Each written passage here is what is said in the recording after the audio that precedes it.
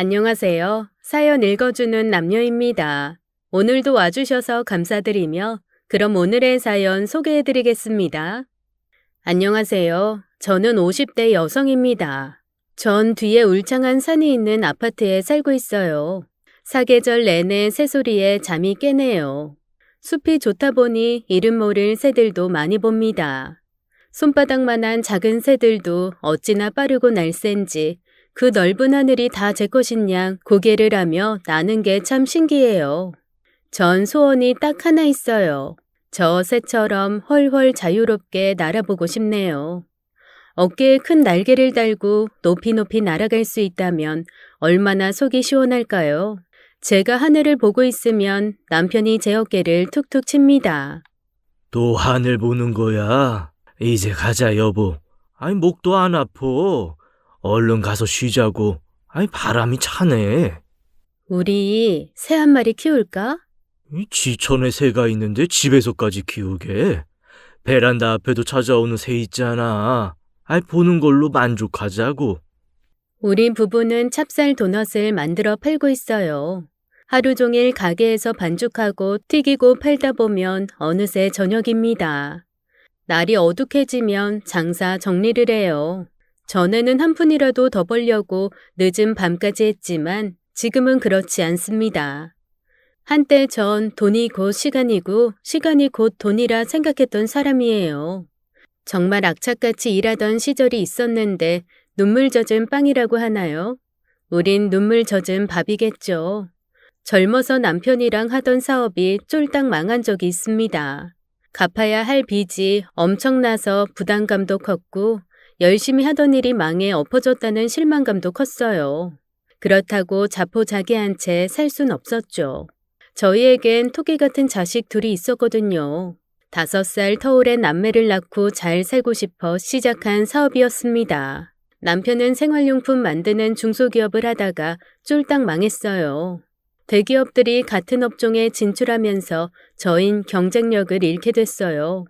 남편과 전 30대 중반 동갑내기 부부였고 그 젊은 나이에 빚더미에 나앉게 된 거였죠. 집이고 차고 다 팔고 갈 데가 없는 지경이 돼버렸습니다. 정든 집을 정리하고 이사 나갈 때 어린 딸은 저한테 물었습니다. 엄마, 2층 침대 왜 버리고 가? 가져가자. 이사 가는 집에 가져가자고. 예원아, 이사 가는 집은 좀 작아서 가져갈 수가 없어. 버리는 거 아니고 누가 가져간댔어. 우리는 나중에 또 사자. 나 이사 가기 싫어.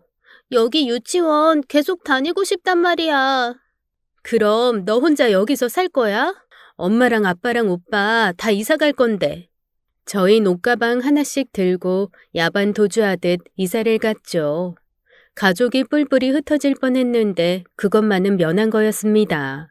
당장 밥해 먹을 돈 한 푼 없었어요. 걸어갈 땐 바닥만 보고 걸었습니다.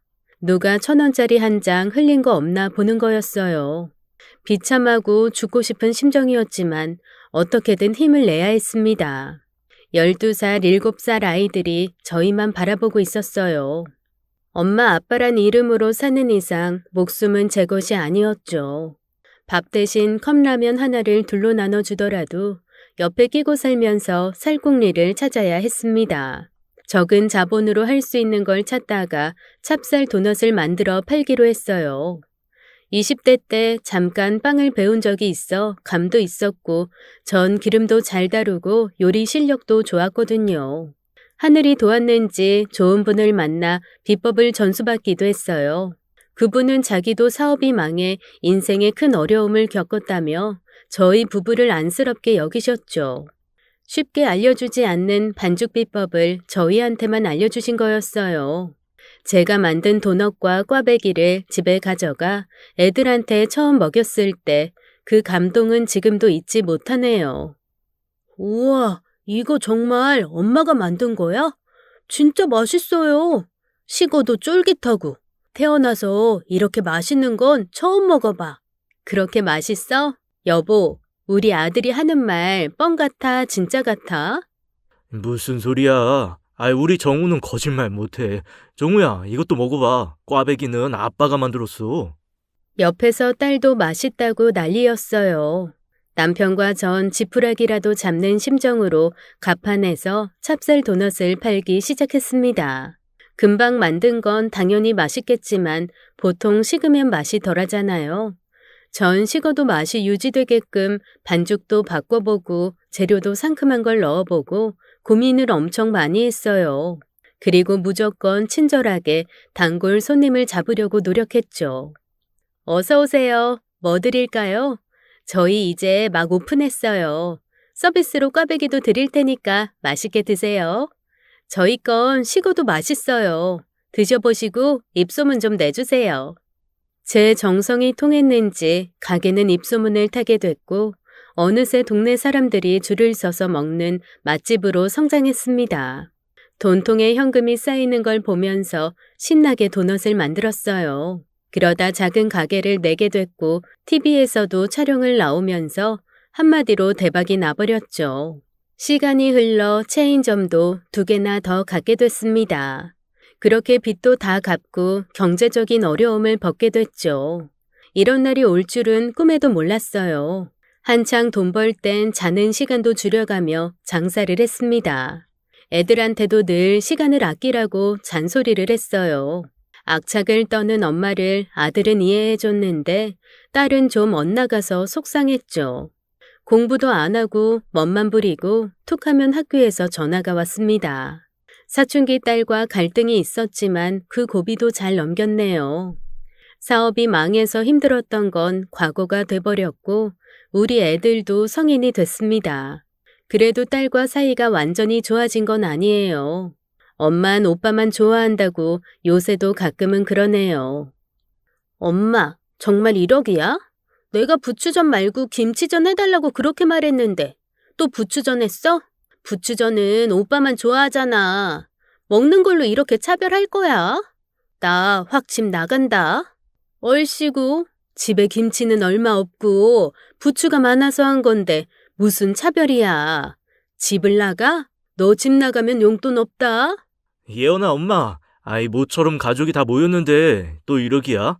예언아, 나도 엄마한테 김치전 먹고 싶다고 했거든. 이거 먹고 우리 다 같이 장 보러 가기로 했어. 엄마 김치 담가야 한다고. 화 풀고 어서 먹자. 오빠가 나가서 더 맛있는 거 사줄게. 진짜? 그럼 이번 한 번만 속아준다. 아들은 어느새 30살이고 딸은 25이 됐어요. 게다가 우리 아들은 그 어렵다는 공사에 들어갔죠. 직장 들어가서 결혼할 참한 아가씨까지 만났고요. 둘은 영국 지사에 동시에 파견 예정이라서 결혼식을 올리자마자 영국으로 갈 예정이었습니다. 처음 아들이 결혼 상대가 있다고 말했을 땐 깜짝 놀랐어요. 입사한 지 1년이 넘어가던 때였어요. 외식을 하자더니 밥 먹고 커피 마시러 간 자리에서 폭탄 선언을 하더라고요. 놀라지들 마세요. 사실 초대한 사람이 한 명 있어요. 아마 보자마자 마음에 드실 거예요. 아이, 떨린다. 남편과 전 어리둥절해하고 있는데 딸이 그러더라고요. 오빠, 혹시 그 언니 불렀어? 엄마 아빠, 오빠 애인 있어. 몰랐지? 아니 정우야, 사귀는 아가씨가 다 있었어? 엄만 전혀 몰랐다. 그 아가씨가 여기 오는 거야? 정말? 야, 네가 먼저 선수 치면 어떡해. 오빠가 멘트까지 얼마나 준비를 많이 했는데. 이제 곧 여기로 올 거예요. 이름은 고윤이. 같이 회사 입사한 동기예요. 사실 저 이 친구랑 결혼까지 생각하고 있어요. 오늘 인사시켜 드리려고 오라고 했어요. 뭐? 넌 그걸 지금 말하면 어떡해. 여보, 예원아, 나 지금 어떠니? 옷이라도 잘 입고 나올걸. 염색도 안 해서 더 늙어 보일 텐데. 넌 참. 지금도 충분히 예쁜데 뭘 그러세요? 그렇게 아들은 예비 며느리를 소개시켜줬어요. 아들 말대로 아가씨는 첫눈에 마음에 들었습니다. 둘이 손을 꼭 잡고 있는데 어찌나 잘 어울리던지 보기만 해도 웃음이 나더라고요. 생전 처음 애인을 소개시켜준 아들은 얼굴이 빨갛게 돼서 쑥스러워했어요. 윤이라는 아가씨도 마찬가지로 숫기가 많이 없더라고요. 전 구둘이 천생연분인 것 같다는 생각을 했습니다. 여보, 이 둘 참 잘 어울리죠? 그렇네. 내 눈에만 그렇게 보이는 거 아니지? 딸은 쑥스러워하는 오빠를 놀리기 바빴죠. 오빠, 무슨 18살이야? 왜 그렇게 얼굴이 빨개졌어? 이런 자리인 윤희 언니가 더 어려운 건데 오빠가 버벅거리면 어떡해? 그쵸 언니? 아들은 싱글벙글 웃더니 말을 이어갔어요. 우린 또 한 번 놀랬죠. 반년 후에 영국으로 파견을 나간다는 얘기였습니다. 사귀는 아가씨랑 동시 발령을 받았다고 그 전에 결혼을 하고 싶다는 거였죠. 그 얘기를 듣는 순간 눈물이 핑 돌았습니다. 결혼하고 딱 100일 후에 애들은 영국에 살러 나가야 했어요. 물론 2년 뒤엔 돌아오는 거였지만 듣자마자 전 서운했습니다. 딸은 제 얼굴을 보더니 그랬어요. 엄마 울어? 오빠 군대 갈 때도 몇 달이나 울더니 또 그럴 거 아니지? 오빠, 엄마 좀 말려봐. 울긴 누가 운다 그래. 눈에 뭐가 들어가서 그래. 정우는 영국으로 파견이 결정됐을 때 너무 기뻤다고 하더라고요. 동료들이 모두 축하해줄 만큼 잡기 쉬운 기회는 아니었대요. 더구나 예비 며느리도 동시 발령을 받았는데 흔치 않은 일이라고 너무 잘된 일이라고 하기에 저도 많이 축하해줬습니다. 그렇게 상견례도 잘 마치고 결혼 날짜까지 빠르게 잡았어요. 결혼한 지 얼마 안 돼서 먼 나라에 간다니 서운하긴 했지만 애들이 원하는 일이니 기쁘게 보내주마 하고 서운한 기색을 내비치진 않았죠. 이제 우리 딸만 원하는 데 취직하면 인생의 큰 숙제는 얼추 마치는 거였어요. 예원인 대학에서 미디어 공부를 하고 기자 준비를 하고 있었죠. 방황하는 청소년들을 위한 기사를 쓰고 싶다고 목표도 분명했어요. 둘 다 어릴 때 가정 형편이 어려워 고생이 많았는데도 반듯하게 자라줘서 얼마나 고맙고 기특한지 모릅니다. 지인들도 늘 칭찬을 했죠. 고생 끝에 낙이 온다더니 그 말이 딱 맞네. 옛날에 사업 망했을 때 우리 집 와서 얼마나 울었어? 또 네 남편이 그랬었잖아. 애들 보육원에라도 보내면 어떻겠냐고. 그래서 네가 난리 쳤다고 그랬지? 안 보낸 거 정말 잘했어. 보냈다가 잘못되기라도 했어봐. 이렇게 좋은 날이 왔겠어? 그랬지. 그 일은 남편도 두고두고 후회하고 미안하게 생각해. 그땐 길거리에 나 함께 생겼었잖아. 애들 따뜻한 데서 재우고 밥은 먹여야 한다고 어쩔 수 없이 보육원에 보내자는 걸 내가 죽어도 안 된다고 했었어. 정말 잘했지 뭐야. 남편은 애들 보육원에 보낼 생각했던 거 지금까지도 미안해 합니다. 근데 저는 이해는 해요. 사업 망하고 이사 들어간 곳은 정말 형편없는 곳이었거든요. 겨울엔 춥고 여름엔 더운 산꼭대기 옥탑에 조그만 단칸방이었어요. 네 식구 다 눕기도 힘든 크기였죠. 쥐도 나오고 물도 자주 끊겨서 살기가 쉽지 않았습니다. 한참 힘들 땐 밥 3끼도 못 먹일 정도였어요. 남편도 그래서 보육원 얘기를 꺼낸 거였고요. 끼니 걱정 안 하고 제대로 된 방이라도 얻을 수 있는 형편이 되면 그때 다시 데려오자는 거였죠. 하지만 전 절대 안 된다고 애들이랑 한시도 떨어질 수 없다고 버텼습니다. 그러다 애들 상처받으면 어떻게 하냐고 잘못하면 영영 헤어질 수도 있다고 울고불고 했죠. 다행히 찹쌀도넛 장사가 잘 돼서 큰애 고등학교 들어갈 때 방이 2개 있는 빌라로 이사 갈 수 있었어요. 남들이 보면 별거 아니었겠지만 전 너무 좋았습니다. 방이 2개나 있고 욕조도 있고 베란다도 있어서 사람 사는 데 같았어요. 얘들아, 집 어떠니? 마음에 들어? 욕조도 있고 싱크대도 크고 집 같지? 그동안 옥탑방에서 고생 많았다. 예원아, 왜 얼굴이 그래? 좀 웃어봐라. 오빠만 방 주고 난 또 거실 신세야? 아니, 엄마 아빠는 방 필요 없어.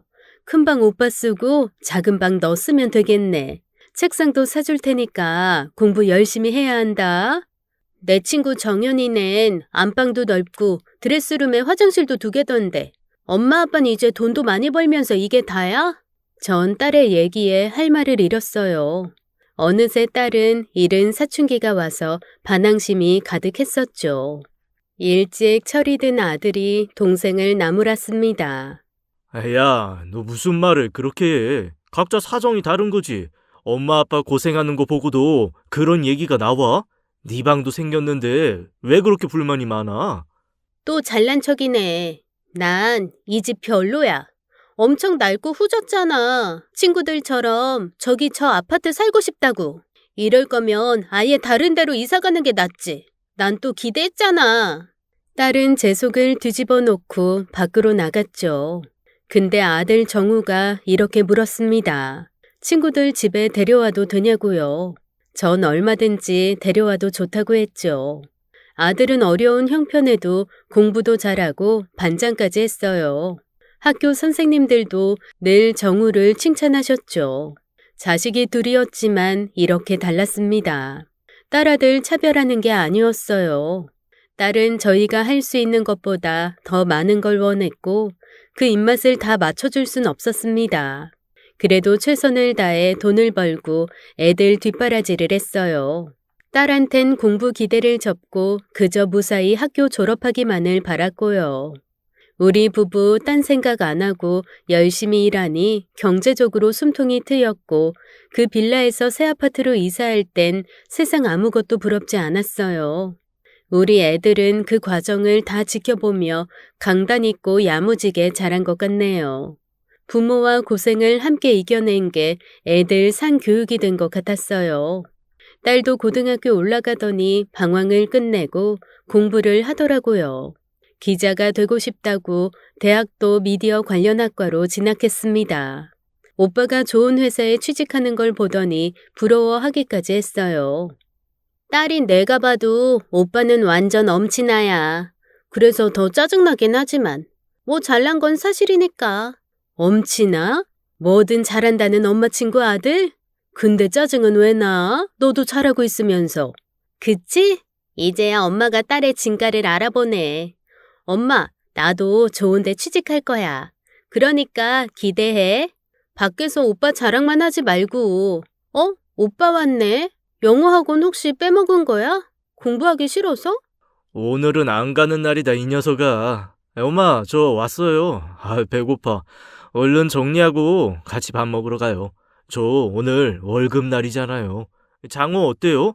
엄마 아빠 몸보신도 할 겸. 아들 정우는 영국에 파견 가기 전까지 영어 공부를 더 하고 싶다면서 퇴근 후엔 어학원에 다녔죠. 이미 영어도 수준급으로 잘했는데 그거로는 성에 안 찬다고 하면서요. 제 눈엔 우리 딸 아들 모두 기특하게만 보였습니다. 어느새 아들과 예비 며느리가 영국에 가는 날이 3달 앞으로 다가왔어요. 결혼식도 코앞이었죠. 전 마음이 급해졌어요. 영국에서 한국 음식을 사 먹기도 하고 해 먹기도 하겠지만 그래도 제 손맛 같겠어요. 가기 전까지 좋아하는 음식을 잘 해서 먹이고 싶었죠. 그래서 하루는 아들이 좋아하는 닭볶음탕이랑 김치찜, 잡채를 저녁으로 준비했어요. 낮부터 장봐와서 하나하나 정성스럽게 만들었죠. 주말마다 아들은 저한테 요리 하나씩을 배우고 있었어요. 영국 가서 며느리랑 해먹겠다고 서툰 칼질을 하며 적극적이었습니다. 장성한 아들이랑 싱크대 앞에 서 있으면 기분이 좋더라고요. 같이 만든 음식인데도 역시 엄마 손맛이 최고라면서 아들은 늘 칭찬만 해줬죠. 아들을 기다리면서 찬압에 예비 며느리 것도 싸뒀습니다. 며느리는 집이 지방이었고 혼자 자취를 하고 있었어요. 내 식구들 아이라 생각하니 예쁘기만 했죠. 근데 요새 일이 바쁜지 통 연락이 없었습니다. 결혼 준비에 영국 갈 준비까지 하려니 정신이 없는 것 같아 저도 일부러 연락을 안 하고 있었어요. 몸도 약해 보이는 아이가 무리하는 건 아닌지 걱정하며 음식을 예쁘게 싸놓고 메모까지 써붙였죠. 윤희야, 맛있게 먹고 건강 챙겨. 영국 가기 전에 먹고 싶은 거 있으면 다 말하고. 내가 다 해줄게. 사랑한다, 내 며느리. 전 아들을 기다리며 TV를 틀었습니다. 계곡에 놀러간 가족의 모습이 나오더라고요. 부부가 중국집을 하고 애들이 8이나 되는 집이었는데 방송국에서 취재를 가서 여행을 보내주는 프로그램이었습니다. 문득 애들 어릴 때 딱 한 번 갔던 여행이 떠올랐어요. 가게가 어느 정도 자리 잡고 경품 추첨이 돼서 갔던 곳이었죠. 부산에 갔는데 처음 호텔이란 데도 가보고 너무 근사했습니다. 정우 고등학생, 예원이 중학생 때였는데 애들이 참 좋아했어요. 그런 여행 많이 시켜줬어야 했는데 가정 형편이 어렵다 보니 쉽지가 않았죠. 아들 결혼하면 영국 가기 전에 여행을 한번 가야겠다는 생각이 들었습니다. 가게를 며칠 접더라도 추억을 쌓고 싶다는 생각이 강하게 들었어요. 어디가 좋을까 고민하다 정우한테 문자를 보냈죠. 정우야, 엄마가 맛있는 저녁 차려놨어. 추운데 조심해서 와라. 그리고 너희 영국 가기 전에 가족여행 가는 거 어떨까? 1박 2일이라도 꼭 갔으면 좋겠다. 아들, 집에서 보자. 근데 아무리 기다려도 아들은 집에 오지 않았어요. 보통 어학원 끝나도 8시에 들어오는데 8시 반, 9시가 돼도 정우는 소식이 없었죠. 이상하게 불안하고 두려운 생각마저 들더라고요. 얘가 왜 이렇게 안 와? 무슨 일이 있나? 늦으면 늦는다고 꼭 전화하는 앤데. 엄마의 촉이라는 게 있잖아요. 그날따라 이상한 기분이 들었습니다. 아무리 전화를 해도 통화음만 가고 전화를 받지 않았어요. 정성스럽게 만든 음식은 차갑게 식어갔습니다. 그렇게 악몽은 시작됐어요. 전 그날 밤을 꼴딱 샜어요. 정우는 그날 집에 들어오지 않았습니다. 집안이 발칵 뒤집혔죠. 남편이랑 딸은 여기저기 연락을 하는 눈치였어요. 전 조바심에 어찌할 바를 몰랐습니다. 경찰서에도 수없이 전화하고 회사에도 수차례 전화를 걸었죠. 나중엔 남편이 말릴 정도였어요. 아침까지 분명 대화를 나눴는데 하루아침에 자식이 사라지다니 누가 이 현실을 받아들일 수 있겠어요. 믿을 수 없게도 우리 아들은 3개월 동안이나 행방불명 상태로 연락 한 통이 없었습니다. 전 그 사이 거의 반 미치광이가 되어버렸어요. 밤이고 낮이고 울면서 정우를 부르고 다녔고 맨발로 거리를 뛰쳐나갔죠. 현재는 실종신고를 한 상태로 경찰의 연락을 목 빠지게 기다리고 있고요. 좋은 직장 다니면서 자기 일 열심히 해내던 아들이었는데 우리 착한 정우한테 왜 이런 일이 생긴 건지 이해를 할 수가 없었어요. 뉴스에서 봤던 온갖 사건 사고들이 떠올라 불안에 미칠 것만 같았습니다. 전 남편을 붙잡고 매달렸어요. 여보, 우리 정우 찾았어요? 경찰한테 오늘 연락 온 거 있냐고요. 난 이렇게 죽겠는데 당신은 왜 그렇게 태평해요? 같이 나갑시다. 얼른 차 시동 걸어요. 경찰서에 같이 가보자고요. 여보, 진정해. 경찰에서도 조사 중이야. 우리보다 경찰이 그쪽 일은 더 잘 알겠지. 흥분한다고 해결될 일이야. 마음 가라앉히고 기다리자. 내가 다시 연락해볼게. 신원 미상으로 신고된 사람도 없대요? 정우, 이제 영국에도 가야 하잖아. 얼마나 가고 싶어하고 기대했는데. 참, 회사에는 연락해봤어요? 우리 정우 사정 봐주신대요? 나 이렇게는 가만히 못 있겠어요. 경찰서 같이 나서요. 얼른요. 그쪽으로도 얘기 다 해놨어. 여보, 제발 당신 제정신이 아니야. 지금 나도 예원이도 최선을 다하고 있으니까 진정하라고. 30년 동안 키운 자식이 하루아침에 사라졌으니 전 당연히 제정신이 아니었습니다. 하루하루 피마르는 심정으로 소식을 기다렸지만 아들 소재에 대한 건 아무것도 들려오지 않았어요. 혹시나 해서 뉴스도 꼼꼼히 찾아봤지만 정우의 소식은 어디서도 찾을 수가 없었죠. 작은 단서 하나 없이 답답한 시간만 흘러갔어요. 숨 쉬는 것도 괴롭고 속은 타들어만 갔습니다. 극심한 스트레스로 몸도 심하게 나빠졌고 쪽잠이 들어도 악몽만 꿨어요. 꿈에서 어딘가로 달려가다 발이 묶이기도 했고 정우가 있는 곳을 찾았다는데 길을 헤매기만 했습니다. 비록 꿈이지만 복장이 터지고 한이 맺혀 소리를 지르며 깨기도 여러 번이었죠. 미치고 팔짝 뛰겠는데 남편과 예원인 제 걱정뿐이었어요. 전 제 걱정은 말고 어서 정우나 찾아보라고 채근했습니다.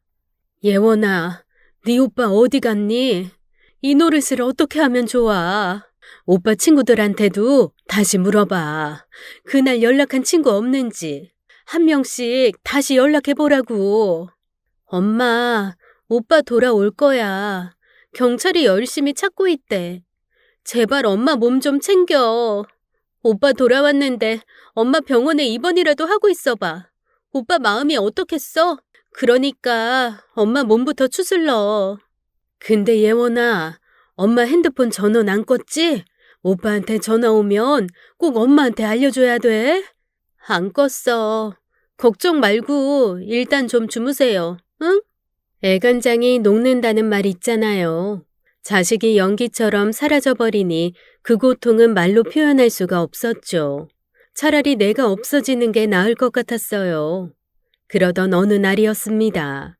안방에 누워있다가 열린 문틈으로 딸과 남편의 이야기를 듣게 됐어요.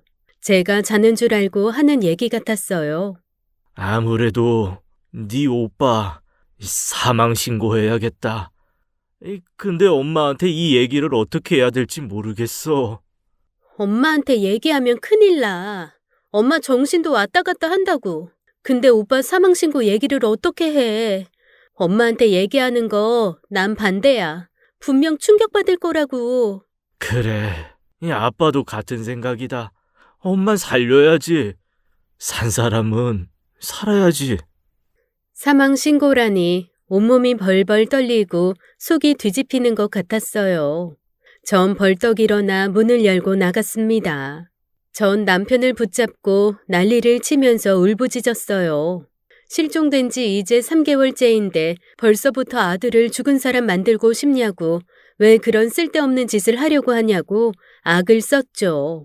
남편과 딸은 저한테 진정하라고 했지만 너무 화가 나고 원통해서 미칠 것만 같았습니다. 우리 정우 분명 살아있어. 3년 30년도 아니고 고작 3개월 만에 사망신고를 해? 당신이 아빠야? 아빠란 사람이 그런 말을 해? 애들 어릴 때 돈 없다고 애들 보육원 보내자더니 그 모진 성격 하나도 안 변했네. 안 돼. 사망신고는 절대 안 된다고. 당신도 경찰도 이제 못 믿겠어. 내가 나설 거야. 지구 끝까지 가서라도 찾아낼 거라고. 정우야 어딨니? 내 아들 정우야. 전 옷을 쥐어뜯으며 울부짖다가 정신을 잃고 말았습니다. 딸이 절 부르는 소리에 눈을 떠보니까 병원이었어요. 의사는 저한테 절대로 안정이 필요하다고 했습니다. 전 너무 슬프고 힘들어서 살기가 싫었어요. 딸 예원인 제 손을 잡고 울기만 했고요. 전 남편을 향해 말했어요. 사망신고 절대로 안 돼. 난 정우 포기 못해. 남편은 절 슬픈 표정으로 바라볼 뿐이었고 딸도 아무 말도 하지 못했습니다. 저는 병원에 며칠 입원했다가 다시 집에 돌아왔어요. 전 오자마자 아들의 방에 들어갔습니다. 3개월 전 아들이 실종된 후 종이 조각 하나도 버리지 않고 있었어요. 전 옷장을 열고 아들의 옷을 하나 꺼내 품에 안았습니다. 그걸 입은 아들의 모습이 눈에 선해서 옷을 껴안고 엉엉 울었어요. 금방이라도 문을 열고 엄마라고 하면서 들어올 것 같아 울면서도 자꾸만 현관 쪽을 바라봤어요. 정우야, 어디 있는 거야? 엄마 속이 까맣게 다 탔어. 돌아와 제발, 정우야. 뱃속에 10달 품고 낳아서 30년간 아들을 사랑으로 키웠어요. 딸 예원이도 그렇고 자식이란 존재는 저에게는 공기와도 같았죠. 꼭 필요하고 소중한 존재였고 모든 걸 줘도 아깝지 않았어요. 키워보니 부모가 자식에게 사랑을 주기만 하는 게 아니었습니다. 힘들 때 애들 미소와 예쁜 말만한 보약이 없었어요. 때묻지 않은 순수한 눈망울을 보면 힘내서 살아갈 용기가 생겼죠. 자식 생각하며 밥을 하고 일을 하고 아침에 눈을 뜨며 살았습니다. 자식이 둘이라 몇 배로 더 사랑하며 살았어요. 더군다나 큰애는 자식 사랑을 처음으로 알게 해준 존재였죠.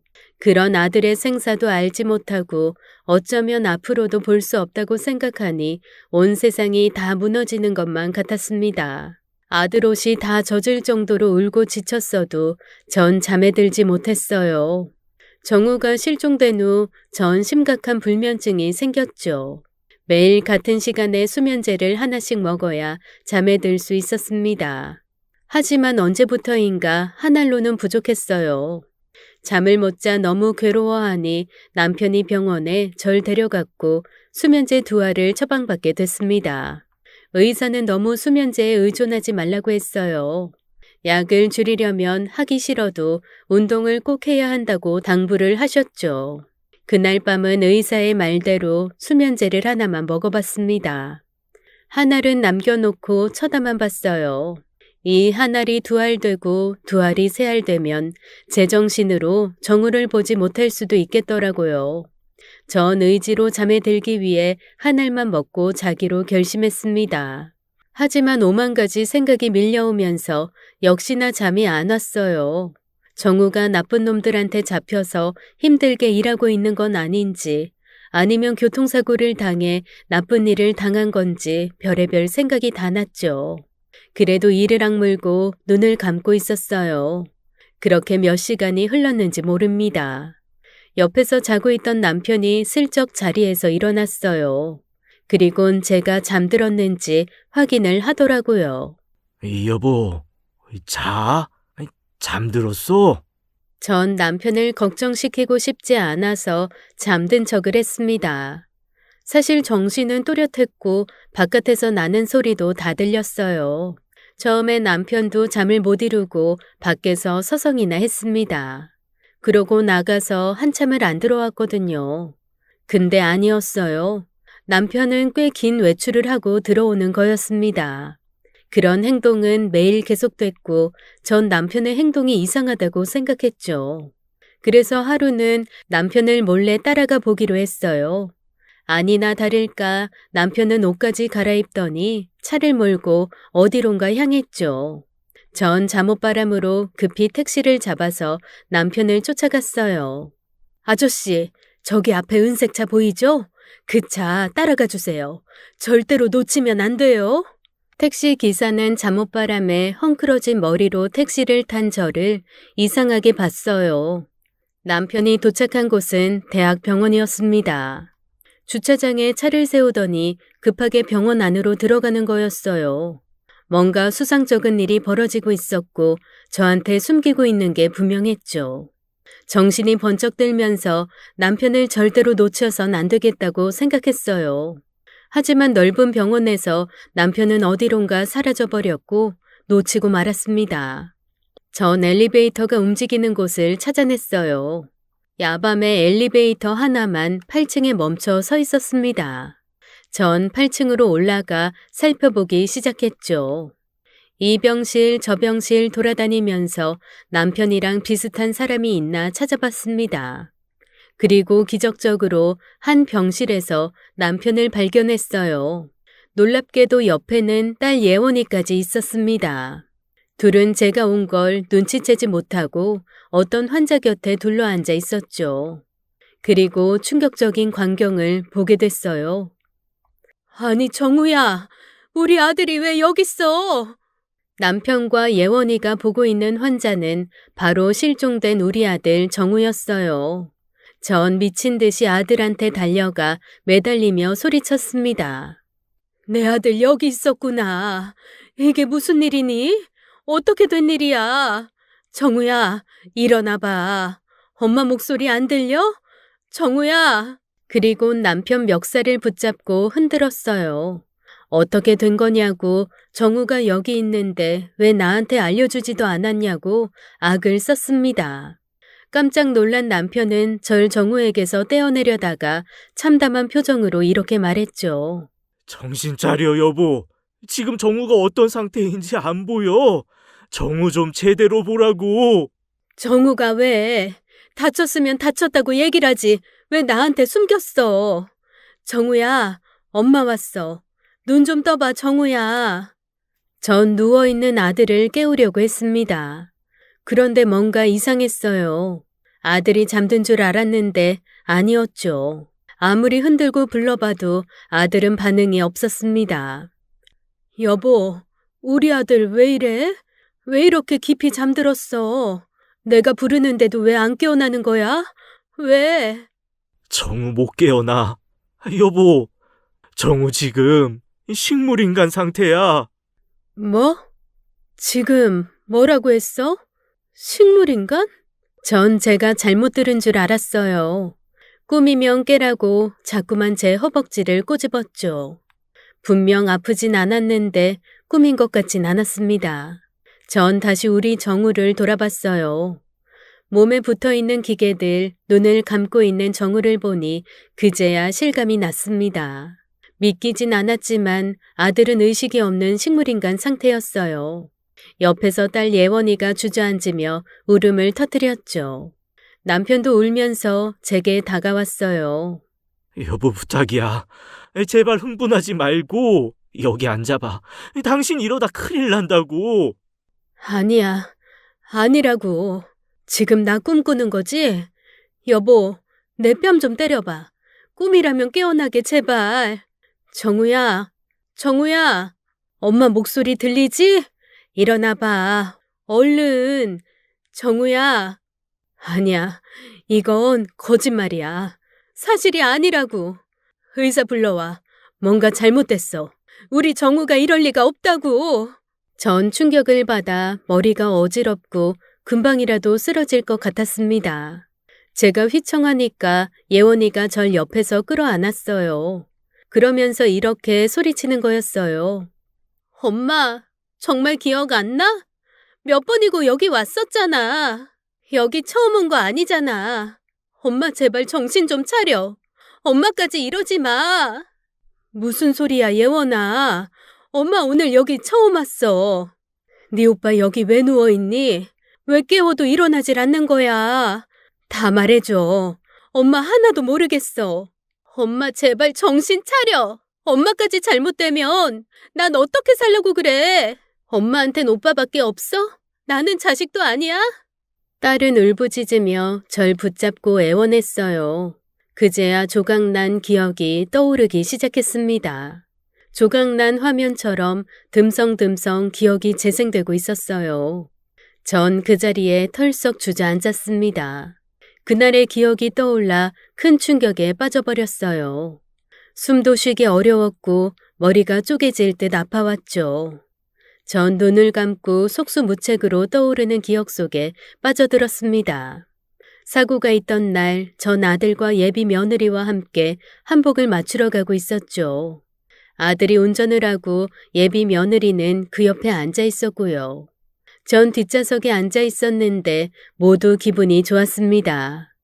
예비 며느리와 전 웨딩드레스 얘기를 하고 있었어요. 어머니, 저희 결혼하고 리마인드 웨딩이라는 거 해보시는 거 어때요? 결혼하신 분들 웨딩 사진 다시 찍는 거요.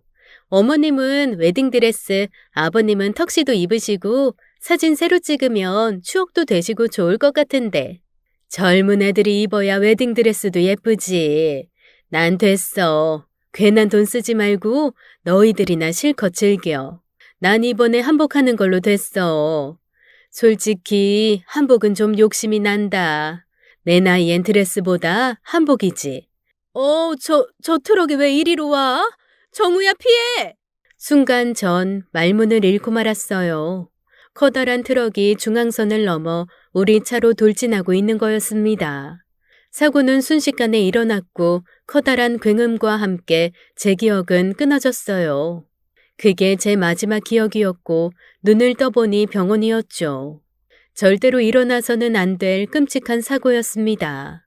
졸음운전으로 중앙선을 넘은 트럭이 우리가 탄 차를 덮쳐버린 거였어요. 그 사고로 예비 며느리는 현장에서 숨을 거두고 말았고 정우는 뇌를 크게 다쳐서 식물인간이 됐고요. 뒷좌석에 있었던 전 외상이 있었고 뇌에 문제가 생겼습니다.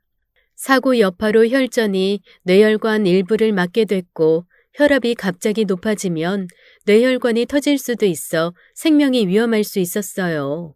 의사는 절대로 흥분하거나 놀라면 안 된다고 하면서 당분간은 절대적으로 안정이 필요하다고 했고요.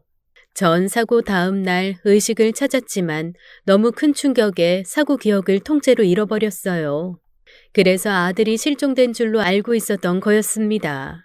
남편과 딸은 아무것도 모르는 저에게 충격을 줄 수 없어 정우와 예비 며느리의 소식을 감추고 있었던 거였죠. 사고 3개월 후 전 건강이 호전됐고 혈전도 없어졌습니다. 그때 남편과 딸은 큰 결심을 했대요. 아들이 실종된 줄 알고 괴로워하는 제게 솔직하게 아들의 상태를 말해주기로 한 거였어요. 기억 못하고 있었지만 이미 전 식물인간으로 누워있는 아들을 보고 온 뒤였습니다. 전 식물인간이 된 아들의 모습에 경련을 일으키며 기절했고 깨어났을 땐 또다시 그 기억이 통째로 없어져 버렸어요. 현실이 너무 고통스러우니까 기억 자체를 없애려는 제 의지가 작용한 걸지도 몰랐어요. 지워진 기억과 아픈 상처로 제 몸과 마음은 엉망이 돼버렸죠. 이제 더 이상 숨길 수가 없다. 여보, 우리 정우 똑바로 봐. 더 이상은 피하지 말고 현실을 인정해. 어쩌면 정우도 그걸 바랄지도 모를 거라고. 전 모든 진실을 깨닫고 오열했어요. 아들이 식물인간 상태로 병원에 있는 동안 전 고장난 전구처럼 불이 꺼져 있던 거였습니다. 남편과 딸을 더 힘들게 하고 바보 천치처럼 집에서 아들을 기다렸던 거였죠. 전 바닥을 뒹굴며 억울한 마음을 토해냈어요. 왜요? 왜 우리 정우가 이런 일을 당합니까? 착하디 착한 우리 아들이 왜 식물인간이 되냐고요? 윤이랑 정우 결혼하고 영국에 가기로 했는데 왜 둘을 갈라놓고 이렇게 식물인간을 만들어요? 차라리 나를 저렇게 만들지. 나를 눕혀놓고 우리 정우를 살려놓지. 왜 우리 정우랑 윤이한테 새파랗게 젊은 애들한테 이런 시련을 다 줍니까? 왜요? 전 정우의 침대로 기어갔어요. 간신히 몸을 일으켜 누워있는 정우를 끌어안았습니다. 너무나 아깝고 비통한 마음뿐이었죠. 잘생기고 훤칠한 우리 아들, 반듯하게 자라 공부도 잘하던 우리 아들이 왜 여기 누워 눈도 못 뜨는지 도무지 이해할 수가 없었습니다. 이 녀석아, 차라리 어릴 때 엄마 속을 썩이지 그랬어. 엄마 속을 까맣게 태워놓고 서로 못 잡아먹을 것처럼 싸워도 오래오래 사는 게 낫지. 이렇게 잘 커놓고 효도란 효도는 다 하고 이렇게 엄마를 힘들게 해? 이거 아니야, 정우야. 얼른 일어나서 엄마 소리 좀 해봐. 네가 엄마 부르는 소리 듣고 싶다고. 전 보기도 아까운 우리 정우의 얼굴을 수없이 어루만졌습니다. 아들은 뇌를 크게 다친 상태였어요. 식물인간 상태였는데 시간이 지나면서 상황은 더 나빠지고만 있었죠. 지금 이 순간에도 뇌가 점점 부어오르고 혈관들도 망가지고 있었어요. 의사는 이대로 계속 있으면 뇌사 상태가 될 거라는 무서운 말까지 했습니다. 아들을 이렇게 보낼 순 없었어요. 흠이 있다면 너무 착한 게 탈이네였어요. 정우는 대학 시절 봉사도 많이 하고 심성이 참 고왔습니다. 게다가 장기기증 희망 등록자였어요. 그것도 남편을 통해 알게 된 거였죠. 여보, 힘들겠지만 이 현실을 받아들여. 이 정우 생전에 장기 기증을 희망해서 등록까지 해놨어. 이제 그만 힘들게 하고 아들의 뜻을 존중해주는 게 어떨까? 이 마지막까지 좋은 일 하면서 떠날 수 있게 해주자고. 싫어요. 그건 정우 뜻이지 내 뜻은 아니잖아. 난 우리 아들 보낼 수 없어. 절대로. 당신 뉴스도 못 봤어?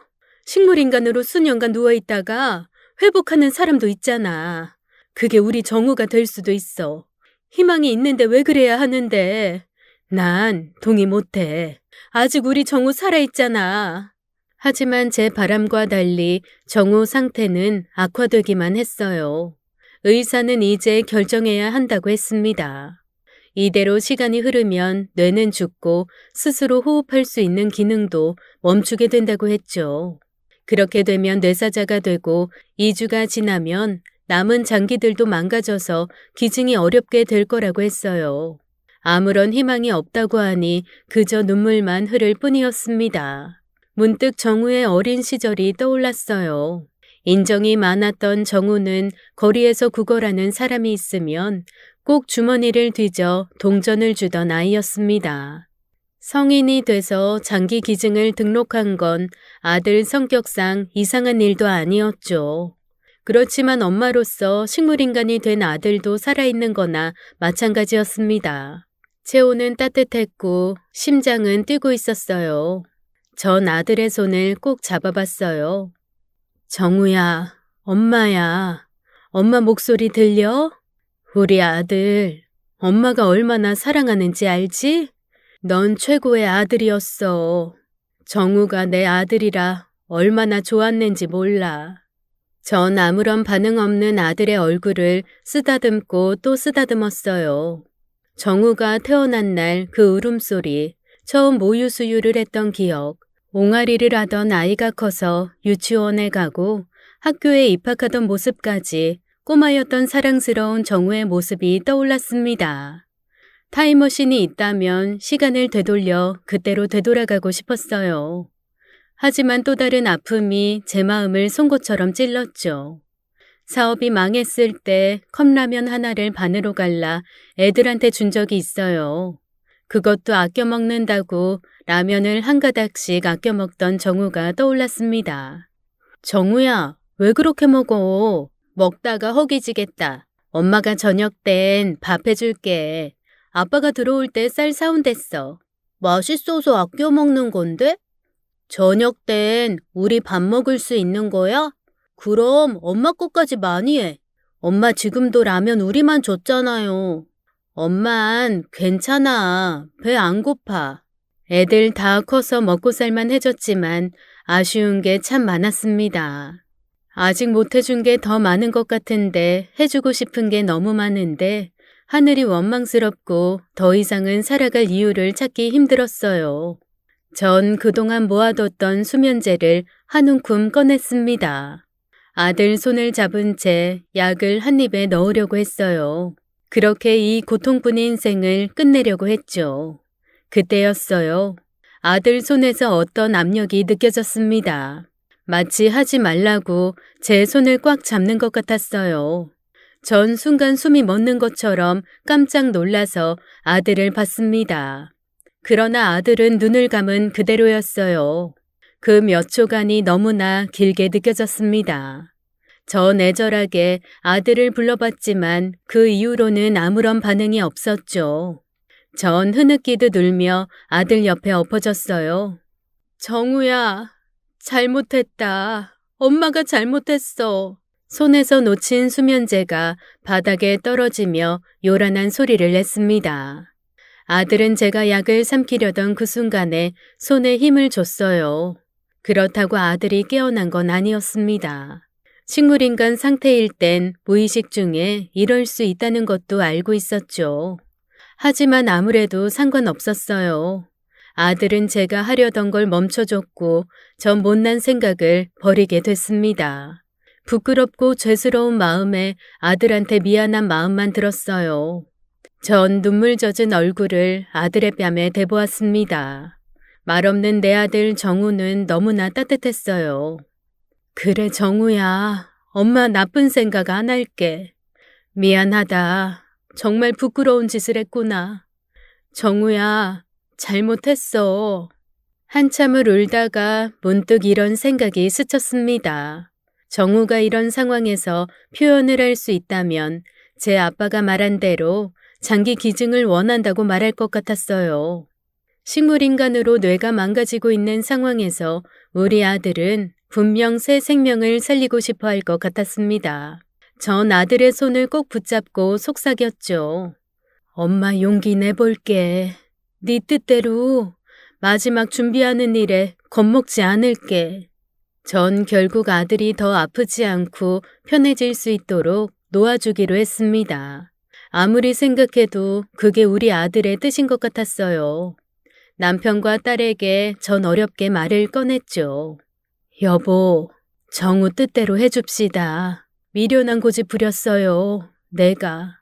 전 수면제를 준비했던 날 벌어진 일을 털어놨어요. 아무래도 정우가 보내는 사인 같다고, 다시 용기 내서 살라는 정우의 속마음 같았다고 얘기했죠. 우연이었대도 상관없었습니다. 그날 제가 한 짓은 너무나 바보 같았으니까요. 제 얘기를 듣고 딸 예원이가 부들부들 떨었어요. 엄마, 어떻게 그럴 수 있어? 난 엄마 자식 아니야? 오빠 저렇게 됐는데 엄마까지 어떻게 그래? 어떻게 그런 생각을 해? 내가 여기 있는데. 오빠 식물인간 되고 엄마까지 그러면 난 아무렇지도 않은 줄 알아? 진짜 엄마 미워. 끝까지 엄만 오빠 생각밖에 안 해. 예원아, 아니야. 엄마가 잘못했어. 다신 안 그럴게. 아니, 엄만 오빠 죽으면 따라갈 사람이야. 난 어떻게 돼도 상관없지? 나도 충격이고 마음 많이 아파.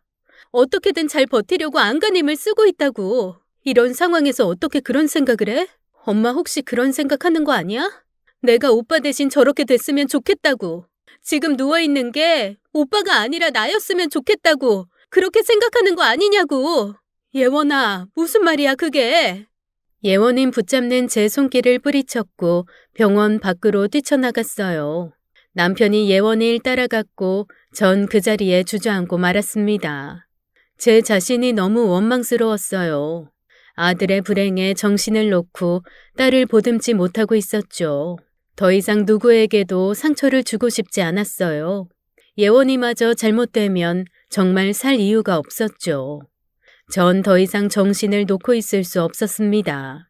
남편이 울고 있는 딸을 데려왔고 전 예원이를 꼭 안아줬어요. 그동안 우리 딸 너무 몰라줬다고 미안하다고 사과하고 다신 안 그러겠다 약속했어요. 남편 역시 예원이에게 엄마 진심을 오해하지 말라고 하더라고요. 전 딸의 손을 잡고 말했습니다. 예원아, 엄마 좀 도와줄래? 앞으로 우리 딸이 엄마 곁에 꼭 있어줘야 할 것 같아. 오빠, 장기기증 원했던 거 너도 알고 있었지? 엄마가 고민이 많았는데 오빠 뜻 들어주려고 해. 엄마 마음 약해질 때마다 예원이가 말 좀 해줘. 장기기증 오빠가 원하는 일이었다고. 결심 흔들리지 말라고. 예원인 고개를 끄덕이더니 울면서 제 품에 안겼어요. 우리 가족은 정우의 장기기증에 대해 모두 동의를 했습니다. 남편은 제 결심을 곧장 담당 의사 선생님께 알렸어요. 쉽지 않은 결정이셨을 텐데 잘 알겠습니다. 고맙습니다, 아버님, 어머님. 정우가 원하던 거였고 부모로서 갈등이 좀 있었지만 아들이 생전 바라던 대로 하기로 했습니다. 의사 선생님, 우리 정우 잘 부탁드립니다. 3일 뒤부터 아들의 상태는 점점 나빠졌고 결국 뇌사 판정을 받게 됐습니다. 마지막으로 정우를 보내며 전 영원히 잊을 수 없는 그 얼굴을 하염없이 바라보았어요. 아들, 다시 태어나자. 누군가의 눈으로, 심장으로, 건강한 몸으로 다시 태어나서 세상 좋은 구경 다 하고 힘차게 살아가라. 우리 아들은 죽은 게 아니야. 그치? 다시 새 생명을 얻은 거야. 엄마 말 맞지? 아들은 장기 기증을 통해 무려 6명에게 새로운 삶을 선물해줬어요. 아들의 죽음은 결코 헛되지 않았습니다. 말할 수 없는 벅찬 감정이 밀려왔죠. 이제 아들은 세상에 없지만 장기 기증으로 새 삶을 찾은 분들이 정우의 삶을 이어간다는 사실이 정말 큰 위안이 됐어요. 그리고 장례 준비를 시작했습니다. 아들의 마지막 가는 길 흐릿한 정신으로 보내고 싶지 않아서 기운을 차렸습니다. 정우의 장례식엔 정말 많은 분들이 와주셨어요. 친구와 선생님, 군대와 대학 동기들, 직장 동료와 선후배까지 우리 정우를 기억해주고 수많은 이야기들을 전해줬어요. 모두가 아들의 장기기증 소식을 듣고 놀라더군요. 하지만 역시 정우답다고 좋은 곳에 갔을 거라고 한 목소리로 말해줬죠. 그 역시 저희 가족에겐 큰 힘이 됐습니다. 딸을 잃고 큰 슬픔에 빠져있던 윤희의 부모님도 찾아와 주셨어요. 윤희의 여동생이 두 사람의 그림을 그려 갖고 왔더라고요. 고마워요. 직접 그린 거예요? 사진보다 훨씬 멋있네요. 정우도 보면 좋아할 거예요. 윤희 여동생은 언니랑 많이 닮았더라고요. 그 모습을 보니 제 며느리가 될 뻔한 윤희가 더 보고 싶어졌습니다. 곧 결혼을 앞두고 있던 두 사람은 하늘나라에서 만났겠죠. 남편도 그 얘기를 꺼냈습니다. 여보, 윤희가 우리 정우를 기다리고 있을 것 같아. 가는 길 외롭지 않게 정우 마중도 나와주고. 당신도 그런 생각 들어? 나도 그래요. 정우랑 윤희 하늘에서도 손 꼭 잡고 있을 것 같아. 둘이 마주보고 웃는 모습이 꼭 그림 같았는데. 어린 시절 우리 정우는 파일럿이 꿈이었습니다. 맨날 남편 선글라스를 훔쳐 끼고 손으로 조종 연습을 했죠. 엄마, 나 멋있어?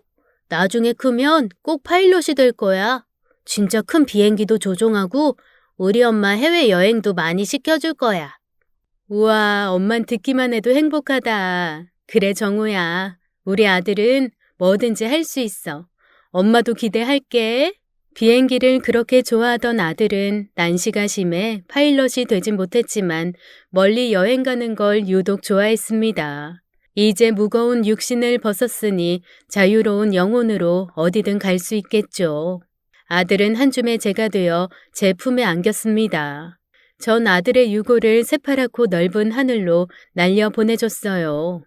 정우야, 훨훨 날아가라. 이곳에 아픔, 슬픔일랑 다 있고 훨훨 자유롭게 날아가. 옆에서 남편과 딸도 눈물을 흘리며 마지막 작별 인사를 고했습니다. 어디선가 정우가 분명 듣고 있을 것 같았어요. 마음 따뜻하고 정 많은 아들이 우릴 그냥 떠나버릴 리가 없었어요. 전 파란 하늘에 아들의 얼굴을 그려보며 손을 힘껏 흔들었죠. 근사한 턱시도를 입고 웨딩드레스를 입은 윤희와 나란히 선 아들 모습이 눈에 선했습니다. 아들의 방은 아직도 그대로 있어요. 이사도 가지 않고 여기서 평생 살 작정입니다. 우리 정우는 여전히 삶을 이어가고 있거든요. 누군가의 눈이 되어 아름다운 별빛을 보고 누군가의 심장이 되어 파도치는 소리에 가슴이 뛰겠죠. 배도 힘차게 움직여 맑은 공기도 마실 거고요. 그렇게 생각하면 그리움이 좀 덜해집니다. 제가 보고 듣고 느끼는 모든 걸 우리 아들도 함께하고 있을 테니까요. 잘 지내다가도 한 번씩은 슬픔이 파도처럼 밀려오네요. 하루하루 무거운 발도장을 오늘도 찍어봅니다. 우리 딸 예원이는 얼마 전에 언론사에 합격했다는 연락을 받았어요. 뛸 듯이 기뻐하는 딸을 보며 저희도 모처럼 웃었네요. 이제 저희 부부는 예원이를 위해 살아갈 생각입니다. 영원히 살게 된 아들을 가슴에 묻고 늘 그랬듯 찹쌀 도넛을 만들며 하루를 시작해 봅니다. 저기 바깥에 새파란 깃털을 가진 새 한 마리가 앉았네요. 훨훨 나는 새처럼 저도 언젠간 자유롭게 하늘을 날 수 있겠죠. 정우야, 여긴 아직 겨울인데 하늘나라는 따뜻하니? 그곳엔 차가운 겨울이 없었으면 좋겠다. 따뜻한 봄이 계속되는 곳이어서 정우가 좋아하는 여행 마음껏 할 수 있으면 좋겠어. 엄마 아빠는 잘 지내고 있어. 예원인 기자로 사회생활 시작했고 우리 다 지켜보고 있지? 주어진 삶 다 마치고 하늘이 불러주면 그때 정우 곁으로 갈게. 그때까지 잘 지내야 돼. 제 사연은 여기까지입니다. 긴 이야기 들어주셔서 감사합니다. 오늘 사연 어떠셨나요? 저는 읽는 내내 너무 가슴이 아파서 혼났습니다. 자식 잃은 슬픔이 얼마나 크셨을까요? 어느 날 누가 제게 그런 이야기를 하더라고요. 자식은 2 이상이어야 한다고요. 왜냐하면 혹시나 한 명의 자식이 잘못되더라도 남은 자식 때문에 엄마는 계속 살아갈 수밖에 없다고 하더라고요. 너무 슬프죠? 사연자님의 아드님이 손 꼭 잡아준 그날 잊지 마시고 앞으로 계속 씩씩하게 살아내시길 바라겠습니다. 오늘도 끝까지 함께 해주신 여러분 정말 감사드려요. 그럼 저희는 다음 사연으로 돌아오겠습니다. 감사합니다.